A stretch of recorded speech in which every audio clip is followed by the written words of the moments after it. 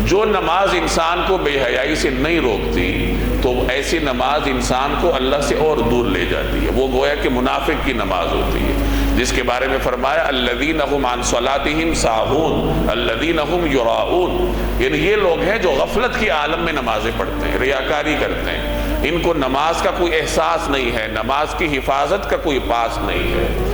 نماز وہ ہوتی ہے جو انسان اس طریقے سے پڑھے جس طریقے سے رسول اللہ صلی اللہ علیہ وسلم نے پڑھ کر دکھائی، اور آپ نے فرمایا صلوا کما رأیتمونی اصلی، نماز پڑھو اس طریقے سے جیسے میں تمہیں پڑھ کر دکھا رہا ہوں، خشوع اور خضوع کے ساتھ پڑھنی چاہیے۔ سورہ مومنون کے آغاز میں جہاں کامیاب مومنین کی علامات کا بیان ہے، وہاں سب سے پہلی علامت یہ ہے کہ جو خشوع اور خضوع کے ساتھ نماز پڑھتے ہیں، بر وقت آتے ہیں، اگر مرد ہیں تو بر وقت مسجد میں آ کر باجماعت نماز میں شریک ہوتے ہیں، اور جب نماز پڑھتے ہیں تو ان کی توجہ اللہ کی طرف ہوتی ہے، جب اللہ اکبر کہتے ہیں تو ان کے دل میں اللہ کی بڑائی کا واقعتاً احساس ہوتا ہے، ایسا نہیں کہ بس زبان سے اللہ اکبر کہہ لیں، بلکہ جب اللہ اکبر کہیں تو اللہ کی جلالت اور کبریائی کا بھرپور احساس نمازی کے دل میں ہونا چاہیے۔ جب وہ اس احساس کے ساتھ نماز میں داخل ہوگا تو اس کی نماز کی کیفیت مختلف ہوگی۔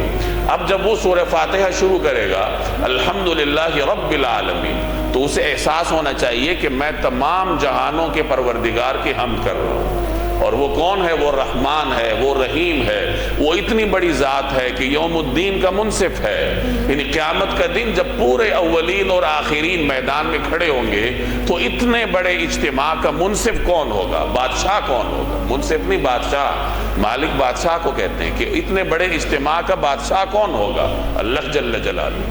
منصف اور بادشاہ میں فرق ہوتا ہے، منصف جو ہے وہ طے کردہ اصولوں کے مطابق فیصلہ کرنے کا پابند ہے، اور بادشاہ وہ اپنی مشیت کا مالک ہوتا ہے، جو وہ چاہے وہ فیصلہ کر سکتا ہے۔ تو اللہ جل جلالہ بادشاہ ہے، اس کے فیصلوں کو کوئی چیلنج نہیں کر سکتا۔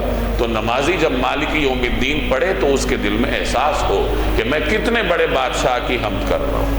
آگے پھر وہ دعا کرتا ہے ایاک نعبد و ایاک نستعین۔ تو اسی طریقے سے جب وہ کوئی آیت پڑھے اس کا مفہوم اس کے دل میں ہو، احساسات اس پر طاری ہوں، اور پھر جب وہ رکوع میں جائے تسبیح پڑھے تو اسے احساس ہو کہ میں کس کے آگے جھک رہا ہوں، سجدے میں جائے تو اسے پتہ ہو کہ میں کس کے آگے ماتھا ٹیک رہا ہوں۔ تو اس طریقے سے جب انسان نماز پڑھتا ہے تو پھر یہ نماز اس کے کردار پر اثر انداز ہوتی ہے، کیونکہ ایسی نماز انسان کو روحانی ترقی دیتی ہے، اور جب آدمی روحانی ترقی کے راستے پر چل پڑتا ہے تو پھر خود بخود گناہ اس سے چھوٹتے جاتے ہیں۔ تو بہرحال جو آدمی اس طریقے سے نماز پڑھتا ہے تو اس کی نماز اسے گناہوں سے روکتی ہے۔